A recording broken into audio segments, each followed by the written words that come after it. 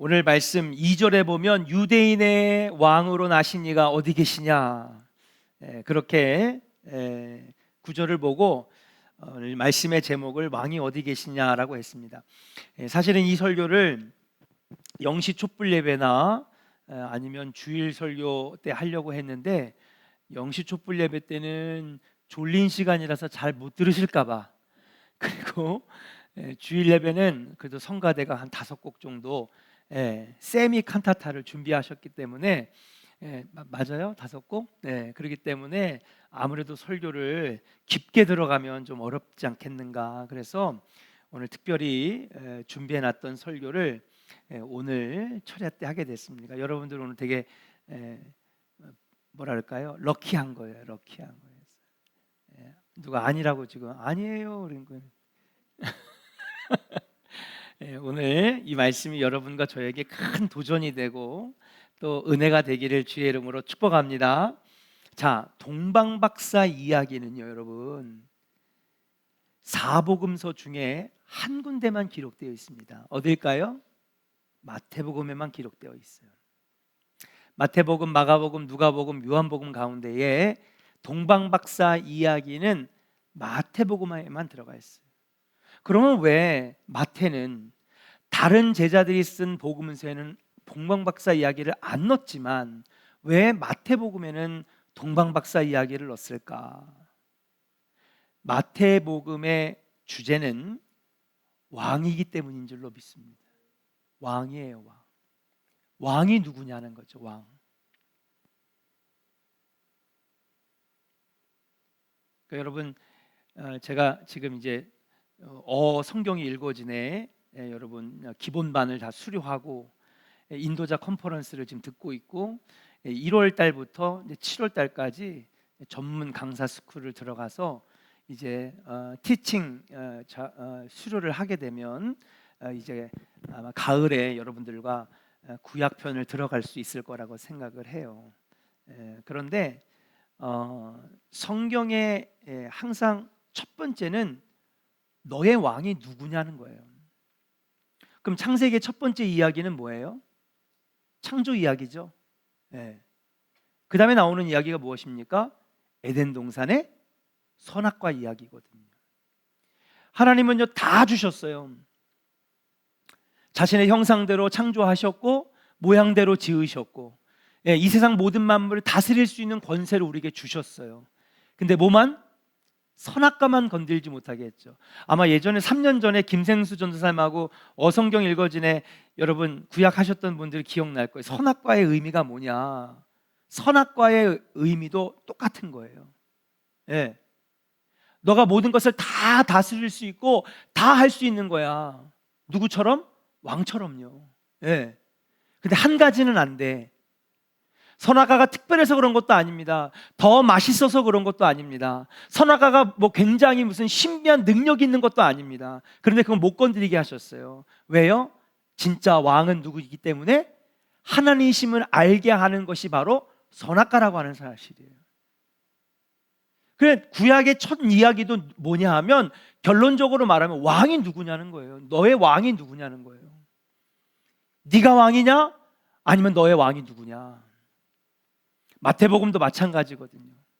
동방박사 이야기를 집어넣은 것은 뭐냐 하면요, 그러면서 오늘 말하잖아요. 유대인의 왕이 어디 계시냐? 왕이 누구냐는 거예요.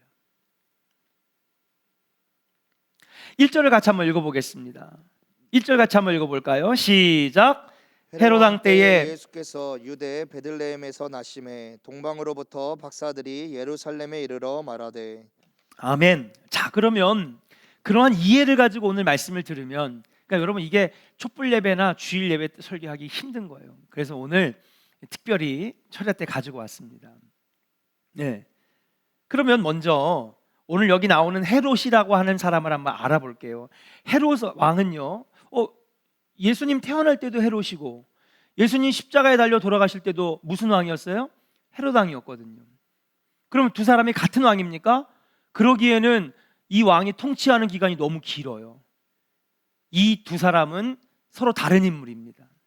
그러면 우리 예수님 태어날 때의 헤롯 왕은 어떤 헤롯 왕이냐? 이 사람을 주로 헤롯 대왕이라고 부릅니다. 헤롯 대왕. 이 사람은 유대인이 아니에요. 이 사람은 에서의 후손 이두메 사람이었습니다.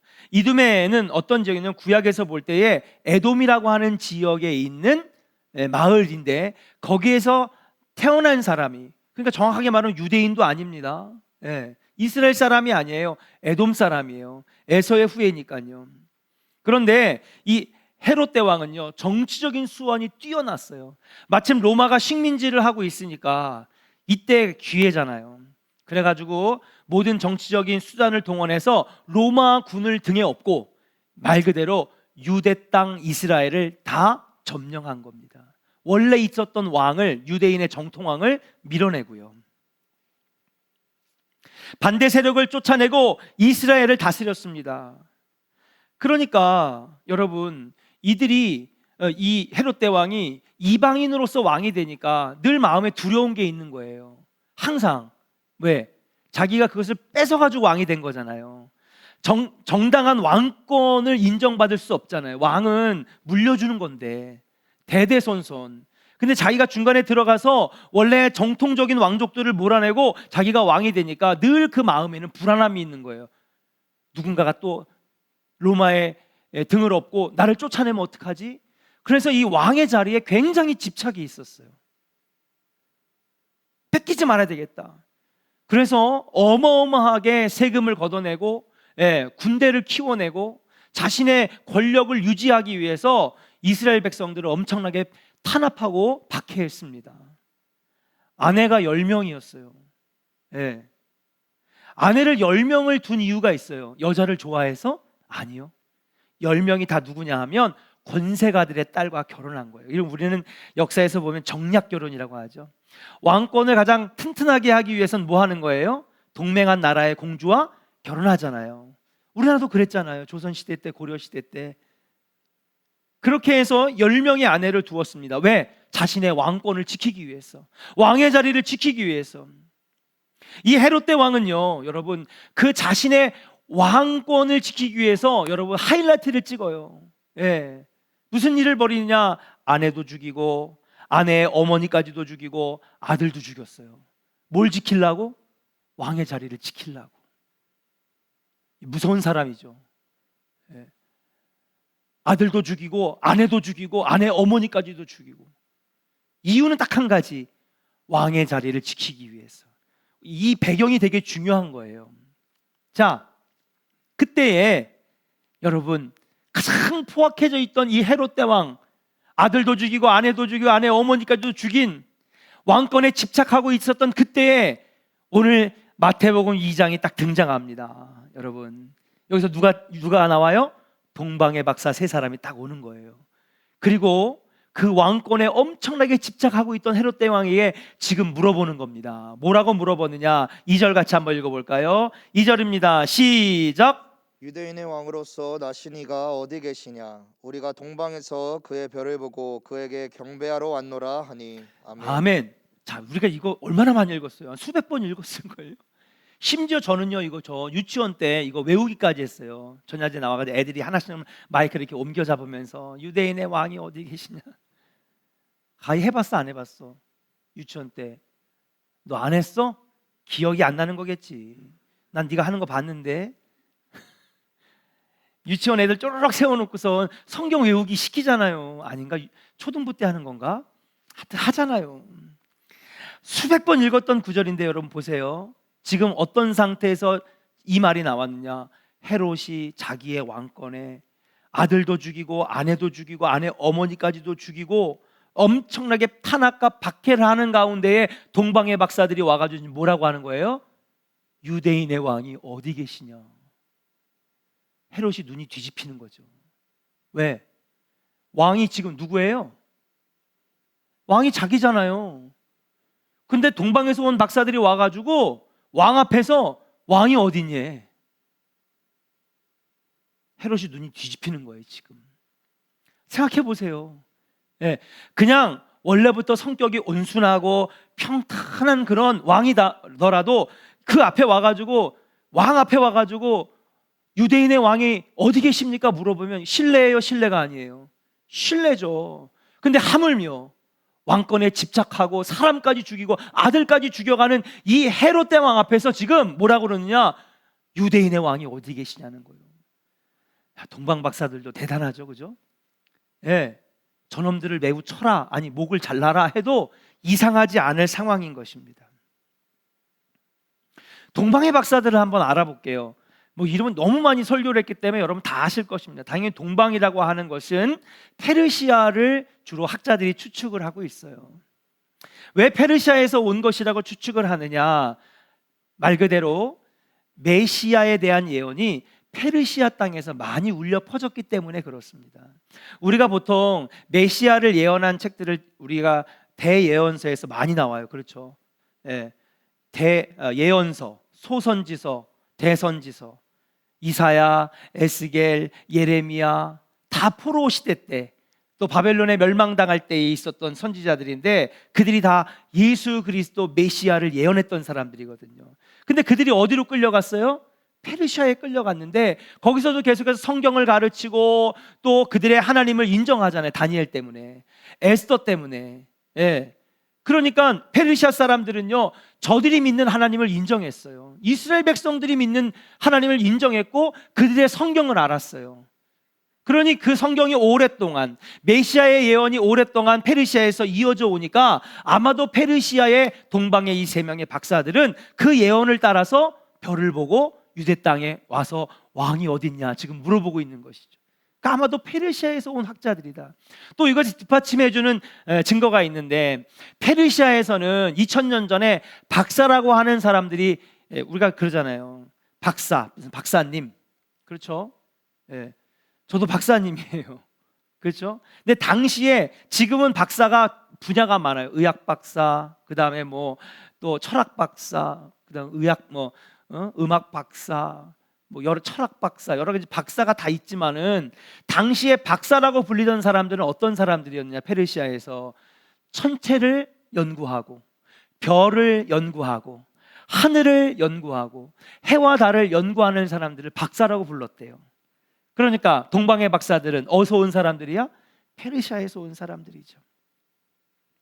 이들은 이방인이었습니다.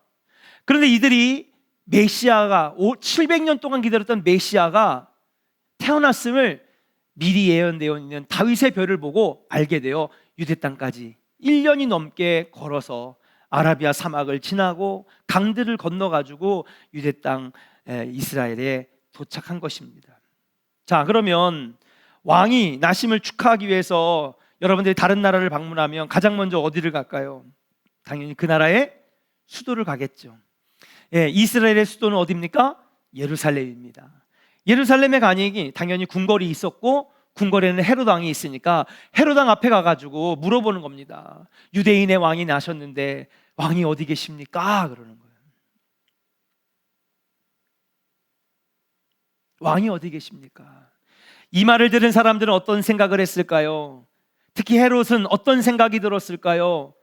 먼저 우리가 한번 동방의 박사들의 반응을 한번 알아보도록 하겠습니다. 지금 왕이 있는 곳에 가서 왕에게 왕이 어디 있냐고 물은 거예요. 실례인지 알았을 거예요. 무례한 질문인지 알았을 거예요. 그럼에도 불구하고 그들에게 있어서 유대인의 왕은 헤롯입니까? 아니죠. 오랫동안 기다려온 메시아, 이제 태어난 어린 아기일지라도 진짜 왕은 누구예요? 예수 그리스도라고 하는 거예요. 이거는요, 믿음의 용기입니다. 자칫 잘못하면요, 1년 넘게 죽을 고생을 하고 이스라엘에 도착했지만 도착하자마자 헤롯에게 목베임을 당할 수도, 처형당할 수도 있는 상황인 거예요. 그럼에도 불구하고 그들은요, 담대하게 고백한 거예요. 누구 앞에서? 왕 앞에서. 진짜 왕이 어디 계시냐고. 당신들이 기다렸던 700년 동안 기다렸던 진짜 왕 메시아가 어디 있냐고 지금 물어보는 거예요. 죽을 줄 알면서도, 실례인지 알면서도, 목이 날아갈 수도 있음을 알면서도 헤롯 대왕 앞에서 당신들의 왕이 어디 있느냐. 저는요, 오늘 이 구절을 읽으면서 동방 박사들의 믿음을 보게 됐어요. 아, 이들의 믿음이 진짜구나. 그냥 우리가 수백 번 아무 의미 없이 그냥 지나쳐서 읽어왔던 성탄절에는 그냥 이 구절이지 뭐, 목사님 또 이 설교 하시네, 동방 박사 이야기 하시네, 근데 이번에 저는 이 말씀을 읽으면서 너무 놀랍게 다가온 거예요. 아, 이들이 정말 죽을 용기를 내서 이렇게 고백했구나. 왕권에 그렇게 집착하던 이 헤롯 대왕 앞에서 당신들의 진짜 왕이 어디 계십니까?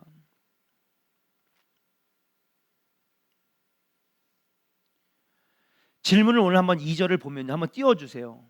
네. 이게 더 아주 기가 막힌 구절이 뭐냐 하면 유대인의 왕으로 나신 이가 어디 계시냐? 우리가 동방에서 그의 별을 보고 그에게 경배하러 왔노라 하니, 그렇게 얘기하고 있어요. 보통 왔을 때, 자, 유대인의 사정은 누가 제일 잘 알아요? 유대인들이 잘 알겠죠. 유대인들의 사정을 누구가 더 잘 알아요? 왕과 그의 신하들이 더 잘 알겠죠. 그러면 동방박사들이 의심할 수도 있잖아요. 우리가 별을 잘못 보고 찾아온 건가? 우리가 그냥 전설만 믿고 따라온 거 아닌가? 여러분, 700년이나 지난 예언은요, 전설이죠. 예. 전설, 신화 이런 것만 믿고 따라왔나? 그럼 와가지고 물어볼 수도 있어요. 왜? 유대인의 땅의 사정은 유대인들이 제일 잘 아니까. 왕이시여, 신하들에게 한번 물어보세요. 진짜 당신들의 왕이 태어났습니까? 근데 오늘 2절에 보니까 하나도 안 물어봐. 너무 단호박이에요. 죄송합니다. 단호박이 뭔지 아시죠? 단호하게 얘기하는 거예요, 지금. 아예 유대인의 왕이 태어나셨음을 완전히 인정하고 그냥 물어보는 거예요. 왕이 태어났는데 어디 있습니까? 단도직입적으로 물어보는 거예요. 뭐 궁금해서 반신반의해서 물어보는 것도 아니에요. 태어났습니까? 어디서 태어났습니까? 예. 태어났는 것 같은데 혹시 아시는 거 있습니까? 물어보지 않아요. 아주 철저하고 확고하게 왕이 태어나셨는데 그 왕이 지금 어디 있습니까? 물어보는 거죠. 저는 이 질문을 읽으면서 이런 생각을 했어요. 아, 이들이 진짜 헤롯 대왕 앞에서도 당신을 왕으로 인정하지 아니하고 오랫동안 기다려온 유대인의 왕은, 진짜 왕은 예수 그리스도. 그들은 예수님을 진정으로 자신들의 왕이라고 여겼다는 거예요. 사랑하는 조언의 성도 여러분, 여러분들에게 그리고 저에게 확고한 믿음이 있기를 주의 이름으로 간절히 축원합니다. 예수 그리스도가 왕이라고 하는 사실. 동방의 박사들은요, 의심하지도 아니하고 물어보지도 않았어요. 단호하게 예수 그리스도가 왕이라고 하는 것을. 유대인들이 당연히 알고 있을 거라고 생각을 했는데 유대인들은 알지 못했어요. 도대체 이게 무슨 소리야? 그러니까 3절에 보니까 한번 같이 읽어볼까요? 3절 읽겠습니다. 3절 시작. 헤롯 왕과 온 예루살렘이 듣고 소동한지라. 예, 난리가 난 겁니다. 지금. 예? 오신다고는 믿고 있었지만 이렇게 갑자기 유대인의 왕이 태어났다고? 유대인의 왕이 오셨다고? 막 예루살렘과 이 성 안에 있는 신하들이 막 웅성웅성하고 지금 소동이 일어난 거예요. 멀리 이방인이 이 사실을 알고 경배하러 온 것과는 달리 오히려 자신들의 왕, 오랫동안 기다렸던 700년 동안 기다렸던 메시아가 이 땅에 태어났음에도 불구하고 오히려 그들은 이 사실을 알지 못했다라고 하는 것. 참 아이러니한 상황이 아닐 수 없어요. 동방 박사들은요, 확고한 믿음을 가지고 있었어요. 왜요? 예수 그리스도가 분명히 태어났고 예언은 이루어졌으며 예수 그리스도가 우리의 왕이라고 하는 것을 확고하게 믿었다는 것이죠. 반대로 우리 한번 헤롯과 신하들을 한번 보겠습니다. 충격을 받았어요. 왜? 왕권에 집착했으니까. 그 왕권을 지키기 위해서 아들도 죽이고 아내도 죽이고 아내 엄마도 죽이고 이스라엘 백성들을 탄압했던 그 헤롯 대왕이 내가 왕인데 내 앞에서 왕이 어디 나셨습니까? 물어보니까 충격을 받은 거죠. 사람들을 모아서 불러 모으게 합니다. 그리고 대제사장과 서기관들에게 묻습니다. 야, 메시아가 태어나는데 태어나면 어디서 태어나느냐? 물어보는 거죠. 그러니까 4절과 5절과 6절에 이렇게 기록되어 있어요. 같이 한번 읽어보겠습니다. 4절부터 6절까지 시작. 왕이 모든 대제사장과 백성의 서기관들을 모아 그리스도가 어디서 나겠느냐 물으니 이르되 유대의 베들레헴이오니 이는 선지자로 이렇게 기록된 바 또 유대 땅 베들레헴아 너는 유대 고을 중에서 가장 작지 아니하도다 내게서 한 다스리는 자가 나와서 내 백성 이스라엘의 목자가 되리라 하였음이니이다. 아멘. 할렐루야. 여러분, 예언되어 있는 거야, 안 되어 있는 거예요? 구약 성경에 예언되어져 있는 거예요. 분명하게 예언되어져 있다라고 하는 사실입니다. 그러니까 우리 제사장과 서기관들이 구약에 능통한데, 성경에 능통한 자들인데 그들은 이미 다 알고 있는 거예요. 메시아가 어디서 태어나는 것까지. 동방박사들은 몰랐거든요. 그러니까 베들레헴에서 지금 태어나셨을 겁니다. 얼굴은 포커페이스를 딱 하구나. 네, 속은 부글부글 끓고 살기가 막 지금 올라오는데, 편안하게 동방박사들에게 베들레헴이라고 알려주는 것이죠. 그런데 그 다음의 행동이 기가 막힙니다. 헤롯은 대제사장들과 서기관들로부터 그리스도가 베들레헴에서 태어난다는 것을 알아내죠. 그리고 헤롯은 다음과 같이 이렇게 얘기를 합니다. 7절 8절에 보니까 이에 헤롯이 가만히 박사들을 불러 별이 나타난 때를 자세히 묻고, 1년 전이죠, 베들레헴으로 보내며 이르되 가서 아기에 대해서 자세히 알아보고 찾거든 내게 고하여 나도 가서 그에게 경배하게 하라, 그런 겁니다. 여기서 헤롯이 박사들을 어떻게 불렀대요? 7절에 보니까. 네? 읽어볼까요? 이에 시작. 이에 헤롯이 가만히 박사들을 불러. 여러분, 가만히 불렀대요. 가만히 불렀어요. 여러분 한번 상상을 해보세요. 가만히 불러요. 뭐 하는 거예요? 쏙닥쏙닥 하려고. 자기들끼리만.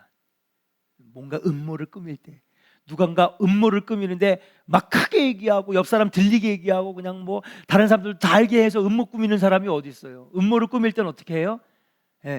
남들 안 보는데, 조용한데 저 구석에 가가지고, 교회에서도요, 저 구석에 가서 얘기하시는 분들 좀 수상한 거야. 저기 주차장 저쪽 끝으로 와봐. 차 뒤에 가가지고 얘기하고. 좋은 얘기 나올 수 없어요. 그렇죠? 가만히 조용히 얘기하는 건요, 좋은 것보다는 무조건 나쁜 거예요. 저는 우리 교회에 그런 거 없어졌으면 좋겠습니다. 있지도 않지만요. 장로님 잠깐만 일로 와. 그렇게 해서 하는 얘기치고 좋은 거 하나도 없더라고. 교회는 그런 건 안 돼요. 뭔가 음모를 꾸밀 때, 나쁜 걸 행할 때 다른 사람 들으면 안 되잖아요. 그러니까 가만히 부른 거야. 잠깐만 와보라고. 저기 기둥 뒤에 가서 한 건지 자기 접견실에 데려간 건지 모르겠지만 동방박사들을 다 불렀어요. 불러가지고 물어봅니다. 아닌 척, 아주 선한 척하면서, 당신들이 딱 경배하고 만나고 오면 내게도 좀 가르쳐 주세요. 뭐 하러 가려고? 죽이러 가려고.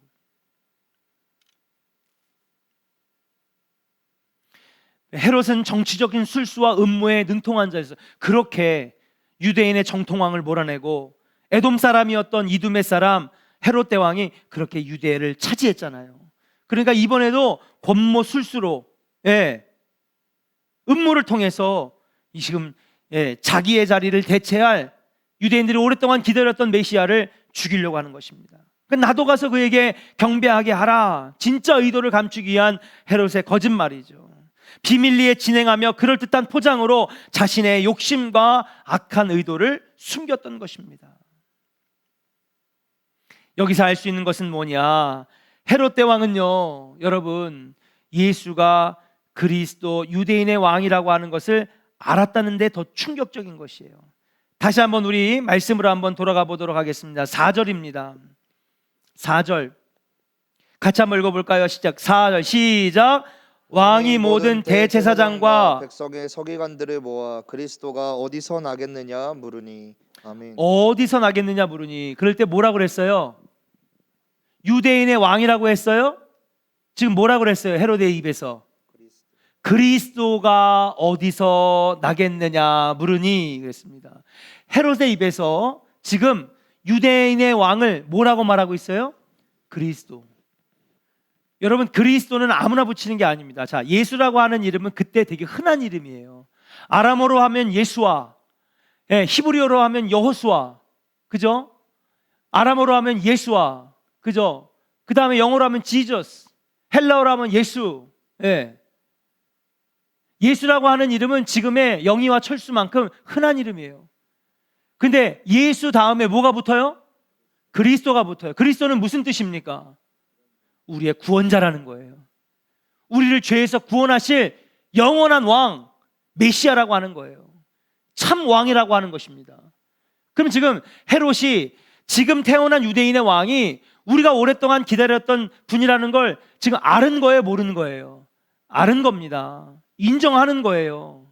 왜? 자기는 정치적인 왕이고 진짜 오랫동안 700년 동안 기다렸던 진짜 왕은 지금 태어난 유대인의 왕 예수가 그리스도라고 하는 것을 지금 인정하고 있어요. 자기가 지금 고백하고 있는 거예요. 자, 그러면 어떻게 해야 돼요? 그도 인정하고 아기 예수께 경배하고 그분을 왕으로 모셔야 되는데, 이분이 진짜 왕이고 구원자고 참 하나님의 아들인 걸 알면서도 지금 헤롯은 뭐 하려고 그래요? 죽이려고 한다는 거죠. 이게 충격적인 거예요. 그래, 동방박사들은 그러려니 이해해요. 그들은 연구하는 사람들이니까 얼마나 신기하겠어요. 700년 동안 내려왔던 기다렸던 다윗의 배 나타나면서 와, 진짜 메시아가 태어났나 보다 따라와서 연구하는 마음으로 왔을지는 몰라요. 그런데 헤롯은요, 유대인들과 함께 기다렸던 사람이잖아요. 자신들의 진정한 왕을 기다렸잖아요. 그리고 자기 입으로도 고백해요. 그가 예수 그리스도라고 하는 것을, 진정한 왕이라고 하는 것을 인정하는데도 불구하고 그는 그 다음에 뭐라고 하느냐? 죽이려고 했다라고 하는 거예요. 이게 바로 충격적인 것입니다. 반대로 동방의 박사들은 베들레헴에 도착해서 목자들이 찬양하는데 말구유에서 태어난 아기 예수께 경배하는 모습을 보고 동방 박사들이 말구유에 가요. 가서 아기께 경배하고 예배하고 찬양하고 그 다음에 뭐예요? 황금과 위안과 모략을 드리고, 여러분 다 하는 얘기예요. 50년 동안 이 설교 매 크리스마스 때마다 들었던 거예요. 그러면서 나중에 보니까 크게 기뻐하였더라. 동방 박사들이 왜 이렇게 기뻐했을까요? 자신들의 연구가 증명되었기 때문에, 별을 따라서 1년 동안 죽을 고생을 해가 왔는데 진짜 왕이 태어났기 때문에? 아닙니다. 아니면 저 별이 너무나 예뻐서, 아니면 목자들의 노랫소리가 너무나 아름다워서 그래서 기뻤습니까? 아닙니다. 진짜 자신들을 죄에서 구원해 주실 진짜 왕을 만났기 때문에 기뻐했는 줄로 믿습니다. 여러분, 우리가 사소한 것들 때문에 기뻐해요. 그래서 오늘 오전에 기쁘기도 하고, 또 어려운 일 만나면 오후에 기분 나쁘기도 하고, 좋은 얘기를 들으면 기쁘기도 한데 누군가한테 지적받는 얘기를 들으면 기분 나쁘기도 하고, 사소한 것들에 기뻐하기도 하고 기뻐하지 않기도 하고 그렇습니다. 근데 여러분, 무엇입니까? 왕을 만나면 다른 모든 사소한 것들이 다, 아니 우리가 연예인 한 명만 만나도 그냥 그날 며칠 동안 막 흥분해 있잖아요. 저는 연예인을 만나본 적이 한 번도 없어요. 근데 막 연예인 만난 사람은 막 일주일 동안 손도 안 씻더라고, 악수했다고. 근데 여러분, 그들이 오랫동안 기다려왔던, 700년 동안 기다려왔던 온 인류의 진짜 왕, 죄에서 구원해 주실 구원자를 만났으니 동방박사가 얼마나 기뻐했겠습니까? 사소한 것 때문에 기쁨이 아닙니다. 마치 저 밤하늘의 별들이 반짝반짝 빛나서 예쁘지만, 여러분, 더 밝은 태양이 뜨면 어떻게 돼요? 그 모든 별들의 빛이 다 없어지잖아요. 그처럼 여러분, 우리 삶의 사소한 것들이 진짜 인생의 왕을 만나면 정말 아무것도 아닌 거예요. 여러분, 예수 만나기를 주의 이름으로 간절히 축원합니다. 예수가 여러분들의 삶의 진정한 왕이 될 수 있기를 주님의 이름으로 축복합니다. 그들은 진정 예수 그리스도를 자신들의 왕으로 믿었기 때문에 그 왕을 딱 만나자마자 너무 기뻤던 거예요. 동방 박사들의 믿음은 진짜였습니다. 그러니까 헤롯 앞에서 죽을 각오로도 유대인의 왕이 어디 있냐고 물어보기도 하고, 온갖 고생을 하면서 1년이 넘는 시간 동안에 다윗의 별을 따라 여러분 예수 그리스도 메시아를 만나러 온갖 고생을 하면서 넘어온 것도 바로 그들의 왕을 만나기 위함이었겠다라고 하는 사실이에요. 우리는 여기서 참 대조되는 두 가지의 모습을 볼 수 있어요. 헤롯과 동방박사 둘 다 왕을 찾으려 했다는 사실입니다. 그런데 목적은 완전히 달라요. 헤롯 왕은 정말 메시아 나심을 인정했어요. 그렇죠? 4절에 보니까 그리스도가 나신 곳이 어디냐 물어봤으니까 진짜 메시아님을 인정했어요. 그러나 왕이 나셨음을 알고도 그 왕을 어떻게 하려고 그랬어요? 죽이려고 했다는 것이죠. 반대로 동방박사들은 어떤 반응을 보였습니까? 동방박사들은 그 왕이 나심을 보고 기뻐하며 경배하며 가장 귀한 것, 페르시아에서 가장 귀한 것, 제가 설교 때도 많이 말씀드려요. 황금의 의미는 뭐냐, 몰약의 의미는 뭐냐, 유황의 의미는 뭐냐, 한 10번은 얘기한 것 같아요. 가장 귀한 것들을 드리면서 유대인의 왕, 인류의 메시아를 위하여 경배했다라고 하는 사실이에요. 자, 그러면 목사님, 이 장황한 이야기를 하신 이유가 뭡니까? 이제 진짜 결론을 여러분들에게 말씀드리고 싶어요. 이 대조되는 헤롯과 동방박사의 반응은 여러분 마태복음 전반에 계속해서 나타나요. 참 그게 신기한 거예요. 참 마태복음이, 마태가 그렇게 뛰어난 사람도 아닌데, 그러니까 성경이요 여러분, 성령의 감동으로 쓰여졌다고밖에 인정할 수가 없는 거예요. 동방박사의 이야기가 나온 다음에 헤롯과 동방박사에 대한 이 메시아에 대한 반응이 마태복음 4복음서 끝날 때까지 쭉 그대로 이어지는 거예요. 나중에 마태복음 한번 읽어보세요. 참 귀한 복음이에요. 마태복음이 제일 먼저 나올 수밖에 없는 이유가, 첫 번째 신약의 첫 번째 성경이 될 수밖에 없는 이유가 바로 이거예요. 무엇이냐? 헤롯의 반응과 동방박사의 예수가 왕이라고 하는 사실에 대한 반응은 그 뒤에도 계속 나오는 거예요. 예수가 공생애를 시작할 때에 12제자는 예수 그리스도를 자신의 왕으로 받아들였어요. 그래서 뭐가 됐어요? 제자가 됐죠. 삭개오가, 마리아가, 마르다가, 문둥병자였던 나사로가, 우물가의 여인이 예수님을 만남으로 예수님을 진짜 자신의 왕으로, 메시아로 받아들였어요.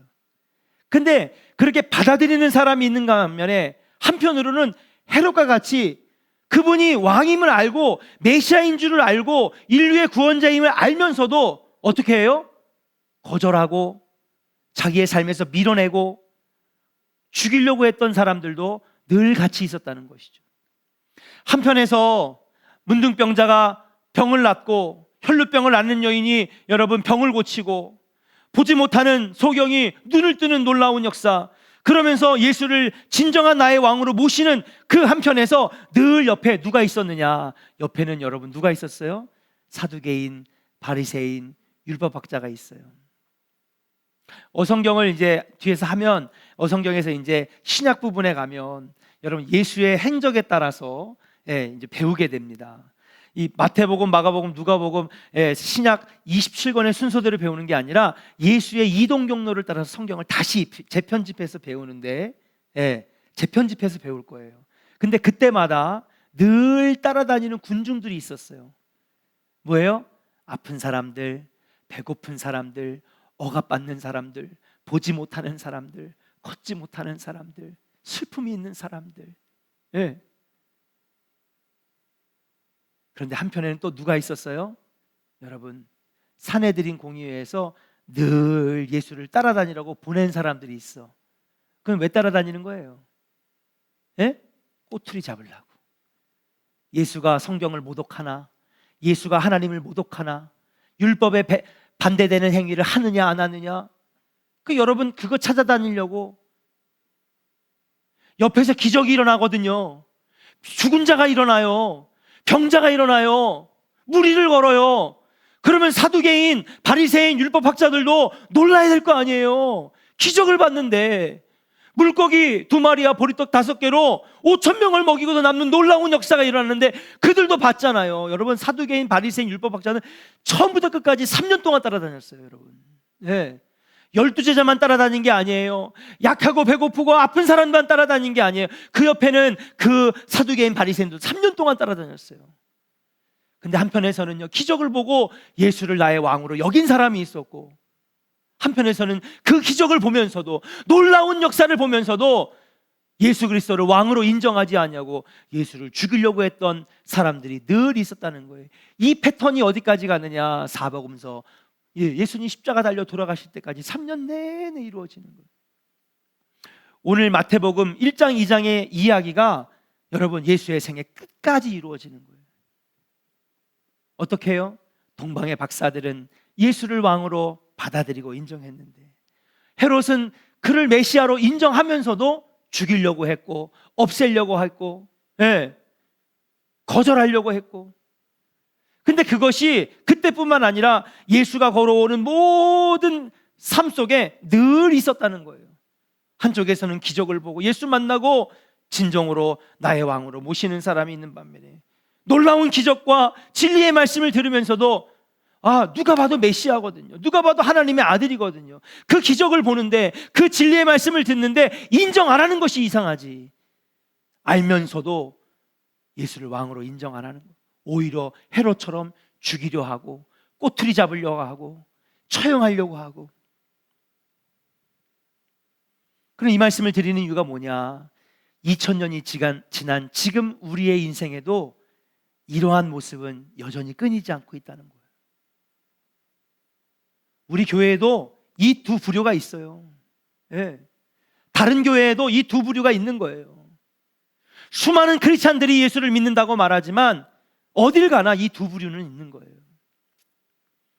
믿음으로 진정으로 예수님을 나의 인생의 왕으로 모시는 사람이 있고, 어떤 사람은 30년 50년을 믿었어도 여전히 예수님은 나의 왕이 아니야. 누가 왕이야? 내가 왕이야. 윤봉남 사모님 사형리 옛날에 배우셨죠? 네. 사형리 가지고 전도하신 분들 많을 거예요. 여기서 다른 교회 다니시면서. 사형리의 기본 그림이 뭐예요? 의자 그림이잖아요. 의자 그림의 첫 번째 페이지를 딱 열면은 뭐예요? 그 의자에 누가 앉아 있어요? 왕관을 쓴 내가 앉아 있어요. 왜? 내가 왕이야. 내가 내 인생의 주인이고, 내가 내 인생의 주인공이고, 인생은 내 마음대로 하는 거야. 근데 이제 뭐예요? 예수를 만나 예수를 영접함으로 그 의자에는 이제 내가 앉는 것이 아니라 누가 앉아요? 예수 그리스도가 왕으로 왕관을 쓰고 앉아 계시는 거예요. 그게 변화된 인생인데, 교회는 오래 다녔지만 예수님이 메시아인 건 알고, 예수님이 진정한 왕이라고 하는 것을 머리로는 알지만 우리 삶에 그분을 진정으로 왕으로 인정하지 못하는 크리스찬들이 오늘날 얼마나 많은지. 동방의 박사는 그저 크리스마스니까 기뻐합니다, 기쁜 소식 전화 왔습니다, 그런 메시지가 아니에요. 동방 박사의 이야기는 너의 인생의 왕이 누구냐라고 하는 진정한 종교의 질문, 믿음의 질문을 던지는 이야기가 바로 동방 박사의 이야기인 줄로 믿습니다. 사랑하는 조은의 성도 여러분, 여러분들의 왕은 누굽니까? 크리스마스는 동방 박사의 설교를 할 때마다 우리는 오늘 이 말씀을 절대 잊지 말아야 돼. 너의 인생의 왕은 누구냐? 서원석, 너의 왕은 어디 계시냐? 오늘도 우리에게 주님 오셔서 물어보는 거예요.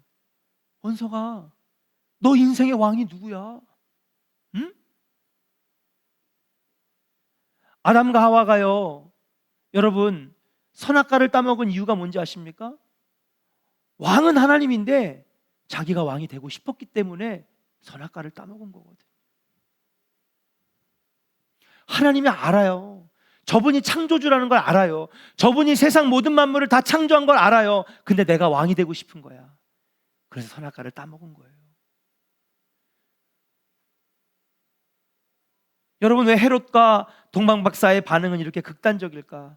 왜 앞못 보고 걷지 못하고 혈루병을 앓고 죽은 사람들이 살아나서 예수님을 메시아로 영접하는 사람이 있는 반면에 왜 한쪽에서는 사두개인, 바리새인, 율법학자들은 끊임없이 누가 봐도 메시아인데, 누가 봐도 하나님의 아들인데 왜 계속해서 거절하고 거부하려고 할까? 왜 이렇게 반응이 극단적일까? 이 반응은 2000년 전뿐만이 아니라 사복음서뿐만 아니라 오늘 2022년을 살아가는 우리들에게도 이 두 부류의 사람은 언제나 공존하고 있다는 사실이에요. 우리 교회 안에도, 다른 교회 안에도.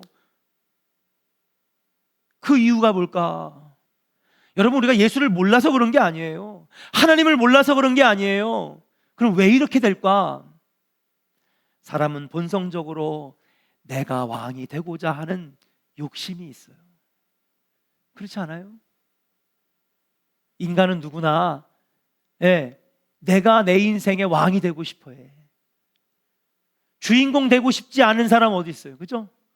주목받고 싶지 않은 사람 어디 있어요?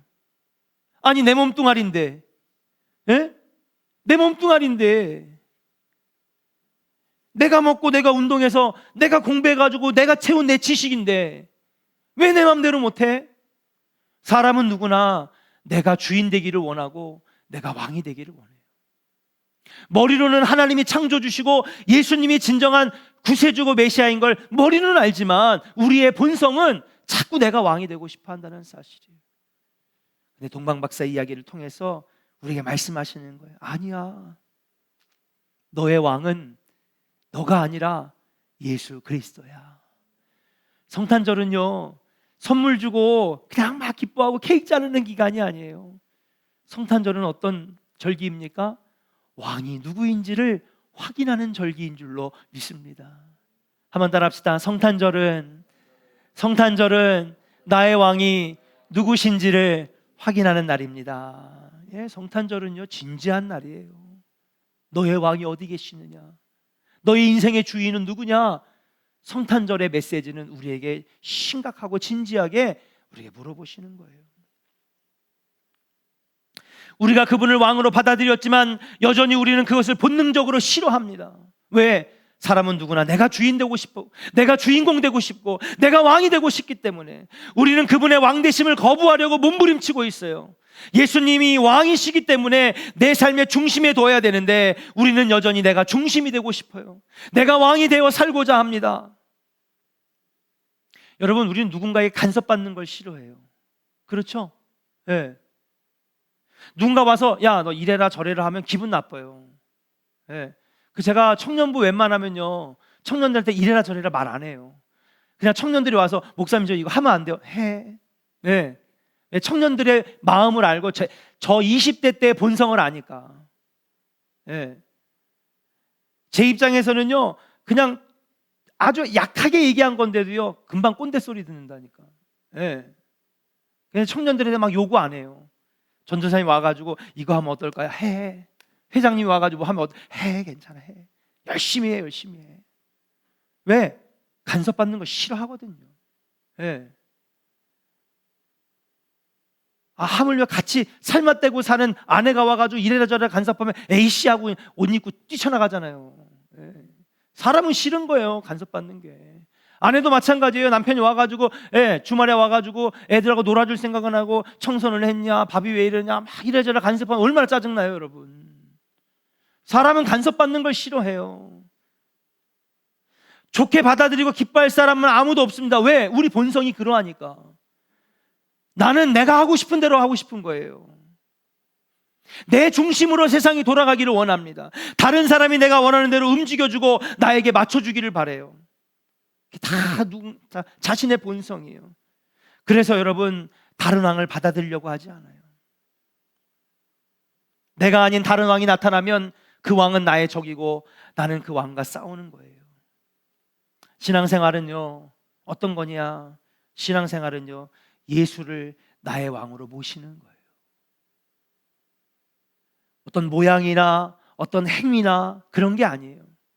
믿음을 갖는다는 건, 신앙생활을 한다는 건 예수님이 내 삶의 중심이 되시고 주인이 되시고 왕이 되시는 것이다.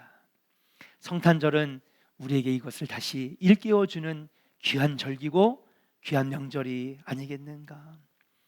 오늘 동방박사와 헤롯 이야기를 통해서 오늘 한번 같이 기도했으면 좋겠습니다. 하나님, 내가 그동안에 입으로는 당신을 나의 주인이라고 고백했는데 진짜 주님이 나의 인생의 왕으로 모시면서 살았는지 우리 자신을 한번 돌아보면서 예수님이 나의 왕 되시고 나는 주님께 순종하는 주의 종 되게 하여 주시옵소서. 예. 따라합시다. 예수님이 왕이시면 나는 왕이 아닙니다. 아멘입니까? 예. 우리 믿음의 사람들은 예수님을 왕으로 모시기로 결심한 사람들입니다. 정말 내 삶의 왕이 예수님이 맞는지 점검해 보면서 하나님, 내가 그동안에 주님의 자리에 내가 앉아서 왕 노릇했다면 이제는 예수님이 내 자리에 앉으셔서 내 삶을 주관하여 주시옵소서. 그렇게 될 때에 진정한 하나님의 놀라운 복이 그리고 놀라운 은혜가 하나님 여러분 가정과 여러분 삶에 넘쳐나게 될 줄로 믿고 오늘 위대하신 주라고 하는 찬양이 있습니다. 이 찬양 같이 부르고 오늘 하나님 그동안에 내 삶의 주인이 나였으면 철저하게 뒤로 물러나 순종하게 하시고 이제부터는 예수님이 나의 인생의 주인 되시고 왕 되기를 원합니다. 주여 나의 인생을 이끌어 주시옵소서. 우리 같이 고백하고 또 결단하고 기도하도록 하겠습니다.